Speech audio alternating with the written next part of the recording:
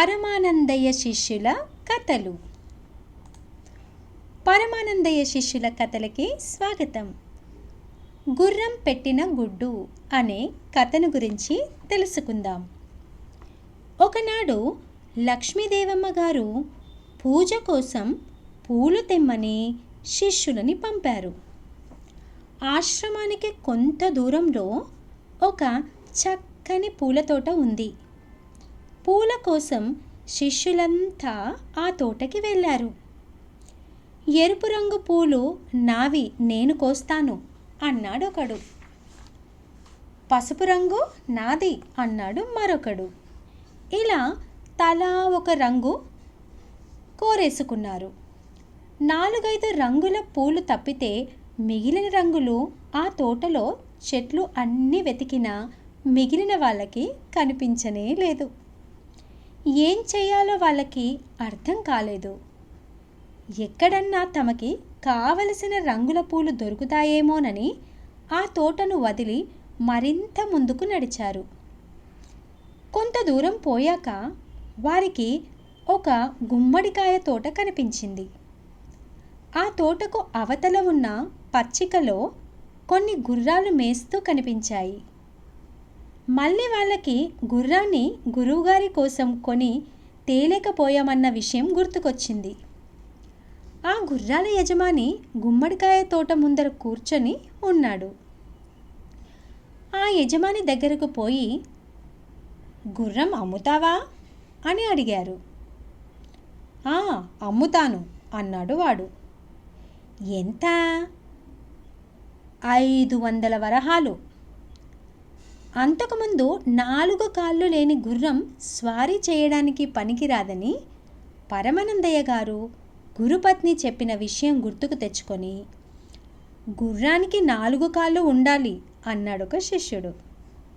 వీళ్ళ వాలకం చూసిన ఆ గుర్రాల యజమానికి వీళ్ళంతా వెర్రిబాగుల వారని అర్థమయ్యింది. 4 కాళ్ళు ఉన్న గుర్రం కావాలంటే మరొక 100 వరహాలు ఎక్కువ అవుతుంది అన్నాడు. శిష్యులంతా ఆలోచించుకున్నారు. అప్పటికప్పుడు కొనేయడానికి వాళ్ళ దగ్గర ధనం లేదు. వెళ్ళి గురువుగారిని అడిగి తీసుకురావాలి. అప్పటిదాకా ఆ గుర్రాలవాడు అక్కడుంటాడో ఉండడో అన్న అనుమానం వచ్చి కొంతమంది అక్కడే ఉండి మరికొంతమంది పోయి ధనం తీసుకురావాలని నిర్ణయించుకున్నారు. గుర్రాలతనికి అదే మాట చెప్పి 4 అక్కడే ఉండి మిగిలిన వాళ్ళు వెళ్ళి పూలు కోస్తున్న శిష్యులను కూడా కలుపుకొని ఆశ్రమం చేరారు. పరమానందయ్య గారికి గుర్రం సంగతి చెప్పి, గురువుగారు, గురుపత్నికి చెప్పి 600 వరహాలను ఇప్పించండి.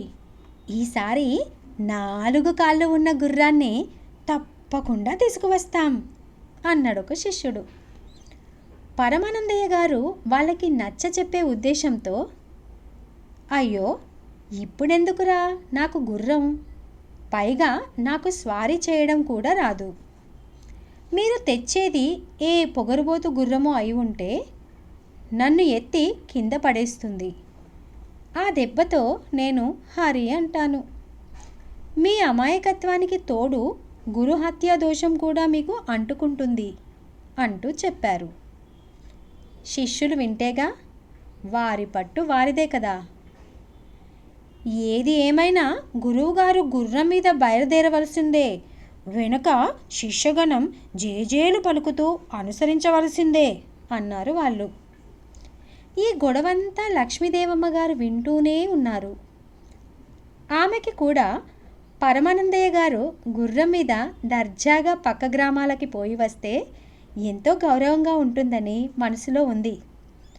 పరమానందయ్య గారితో, పోనీలేండి, వాళ్ళు గుర్రం తెస్తానంటోంది వాళ్ళ కోసం కాదుగా, వాళ్ళ ముచ్చటను ఎందుకు కాదనాలి అంటూ 600 వరహాల మూటను తెచ్చి వాళ్ళ చేతుల్లో పెట్టింది.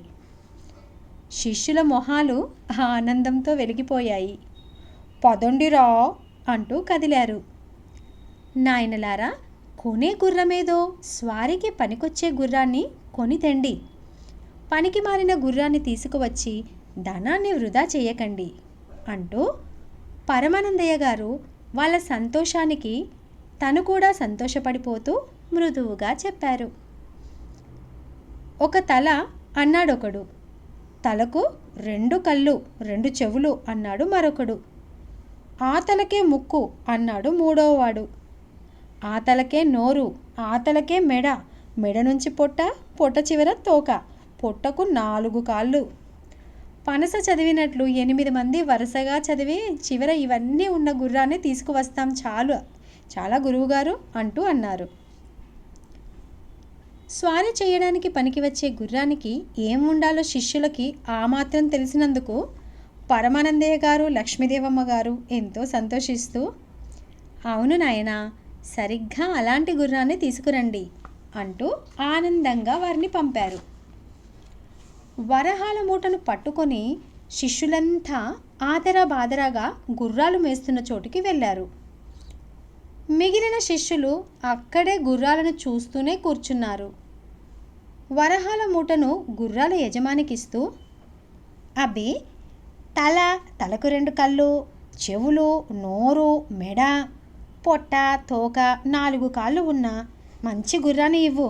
అది స్వారీ చేయడానికి పనికి రావాలి సుమా అన్నారు. వీళ్ళ వెర్రితనం చూసిన ఆ గుర్రాల యజమానికి ఆశ పుట్టింది. మోసం చేసి ఆ 600 వరహాలు కాజేయాలనుకున్నాడు. బాబులు, మీరు 12 మంది ఉన్నారు, అందరికీ ఒకే గుర్రం ఎలా సరిపోతుంది అని అడిగాడు. గుర్రం మాకు కాదు, మా గురువుగారికి. అలాగా, మరి ఆయన గుర్రం మీద పోతుంటే ఆయన వెనక మీరెలా పోతారు? నడిచి అనుసరిస్తాం. బాగుంది బాబులు, పరిగెత్తే గుర్రాన్ని నడిచి మీరెలా అందుకుంటారు? శిష్యులంతా ఆ ప్రశ్నకి ఆలోచనలో పడ్డారు. కొంతసేపటికి, పరిగెడితే దాని కాళ్ళు విరగ్గొడతాం అన్నాడు ఒక శిష్యుడు. అలా అయితే 4 కాళ్ళు సరిగ్గా ఉన్న గుర్రం కంటే కుంటి గుర్రాన్ని తీసుకుపోవచ్చుగా, అది ఎప్పటికీ పరిగెత్తదు, మీరు ఎంచక్కా నడిచి దానిని అందుకోవచ్చు అంటూ తెలివిగా చెప్పాడు వాడు.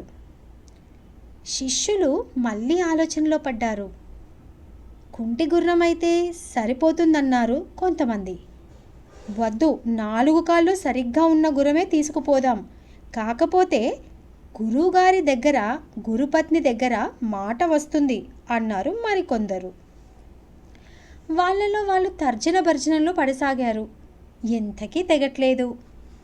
చిన్నగా వాదన మొదలయ్యి యథాప్రకారం 2 గుంపులుగా మారి అరుచుకోసాగారు. మళ్ళీ గుర్రాలతడు కల్పించుకొని, బాబులు, గొడవ పడకండి, నేను మీకు చక్కని పరిష్కారం చెబుతాను అంటూ వారిని ఆపి, ఈ సమస్య పరిష్కారం కావాలంటే మీ గురువుగారితో పాటు మీకు కూడా తలా 1 గుర్రం ఉంటే సరిపోతుంది. అన్ని గుర్రాలు కొనాలంటే బోలెడంత ధనం కావాలి. మరి ఇదిగో చూడండి, ఇవన్నీ గుర్రం పెట్టిన గుడ్లు అంటూ గుమ్మడికాయలను చూపించి మళ్ళీ వారికి ఇలా చెప్పాడు. ఈ గుర్రం గుడ్లు ఒక్కొక్కటి 50 వరహాలు. మీరు తెచ్చిన 600 వరహాలకి 12 గుర్రం గుడ్లు వస్తాయి. మీ గురువుగారి గుర్రానికి నేనొక గుడ్డును బహుమానంగా ఇస్తాను. కనుక మీకు కావలసిన 13 గుర్రాలు సరిపోతాయి. ఈ గుడ్లను తీసుకుపోయి పచ్చిక పొదలలో 12 మాసాలు దాచారంటే చాలు, మీకు కావలసిన గుర్రాలు వస్తాయి అంటూ చెప్పాడు. 12 మంది ఆలోచించారు. ఒక్క గుర్రాన్ని కొని తీసుకుపోవడం కంటే 13 గుర్రం గుడ్లను తీసుకుపోవడమే లాభసాటి బేరం అనుకున్నారు. అలాగే అంటూ 600 వరహాలు ఆ గుర్రం యజమానికి ఇచ్చేసి 13 బూడిద గుమ్మడికాయలను తీసుకువచ్చారు. ఇంకేముంది, శిష్యుల నిర్వాకానికి ముందు నిర్గాంతపోయిన పరమానందయ్య గారు, లక్ష్మీదేవమ్మ గారు ఆ తరువాత వాళ్ళని తిట్లు దండకంతో సత్కరించారు. ఆ దెబ్బకి వాళ్ళకి గుర్రాలు గుడ్లు పెట్టవు అన్న ఓ సత్యం తెలిసొచ్చింది.